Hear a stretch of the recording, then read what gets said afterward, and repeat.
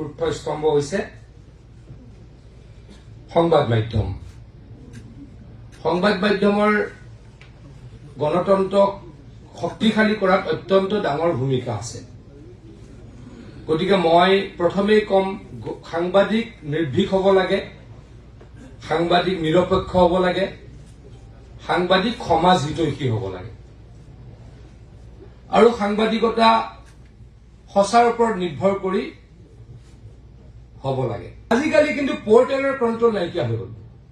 এতিয়ালৈকে আমিও পৰ্টেলৰ বিৰুদ্ধে বুলি শব্দটো কোৱা নাই, পৰ্টেলক কণ্ট্ৰল কৰিবলৈ বুলি কোৱা নাই, কিন্তু ৰুল ৰেগুলেশ্যন যিখিনি থাকে আমি এতিয়ালৈকে আনিব পৰা নাই। কিন্তু সেইটোকো দুৰ্বলতা বুলি ভাবিব নালাগে। কিছু পৰ্টেলে কিন্তু কুলসিত হৈছে, কিছু, কাৰণ তেওঁলোকৰ কোনো লেগাম নাই, তেওঁলোকৰ বিৰুদ্ধে কোনো ডিফেমেশ্যনত যাব নোৱাৰে। গতিকে তেওঁলোক কি হৈছে, বহুতো, সকলো নহয়, সকলোৰে হৰ্তা কৰ্তা ভাগ্য বিধাতা হৈ গৈছে। চতুৰ্থ স্তম্ভ হৈছে সংবাদ মাধ্যম। সংবাদ মাধ্যমৰ গণতন্ত্ৰক শক্তিশালী কৰাত অত্যন্ত ডাঙৰ ভূমিকা আছে।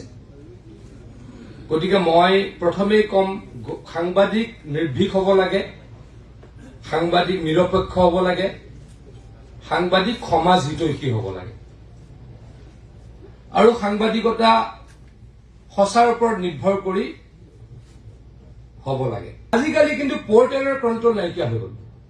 এতিয়ালৈকে আমিও পৰ্টেলৰ বিৰুদ্ধে বুলি শব্দটো কোৱা নাই, পৰ্টেলক কণ্ট্ৰল কৰিবলৈ বুলি কোৱা নাই, কিন্তু ৰুল ৰেগুলেশ্যন যিখিনি থাকে আমি এতিয়ালৈকে আনিব পৰা নাই। কিন্তু সেইটোকো দুৰ্বলতা বুলি ভাবিব নালাগে। কিছু পৰ্টেলে কিন্তু কুলসিত হৈছে, কিছু, কাৰণ তেওঁলোকৰ কোনো লেগাম নাই, তেওঁলোকৰ বিৰুদ্ধে কোনো ডিফেমেশ্যনত যাব নোৱাৰে। গতিকে তেওঁলোক কি হৈছে, বহুতো, সকলো নহয়, সকলোৰে হৰ্তা কৰ্তা ভাগ্য বিধাতা হৈ গৈছে। চতুৰ্থ স্তম্ভ হৈছে সংবাদ মাধ্যম। সংবাদ মাধ্যমৰ গণতন্ত্ৰক শক্তিশালী কৰাত অত্যন্ত ডাঙৰ ভূমিকা আছে। গতিকে মই প্ৰথমেই কম, সাংবাদিক নিৰ্ভীক হ'ব লাগে, সাংবাদিক নিৰপেক্ষ হ'ব লাগে, সাংবাদিক সমাজ হিতৈষী হ'ব লাগে আৰু সাংবাদিকতা সঁচাৰ ওপৰত নিৰ্ভৰ কৰি হ'ব লাগে। আজিকালি কিন্তু পৰ্টেলৰ কণ্ট্ৰল নাইকিয়া হৈ গ'ল। এতিয়ালৈকে আমিও পৰ্টেলৰ বিৰুদ্ধে বুলি শব্দটো কোৱা নাই, পৰ্টেলক কণ্ট্ৰল কৰিবলৈ বুলি কোৱা নাই, কিন্তু ৰুল ৰেগুলেশ্যন যিখিনি থাকে আমি এতিয়ালৈকে আনিব পৰা নাই। কিন্তু সেইটোকো দুৰ্বলতা বুলি ভাবিব নালাগে।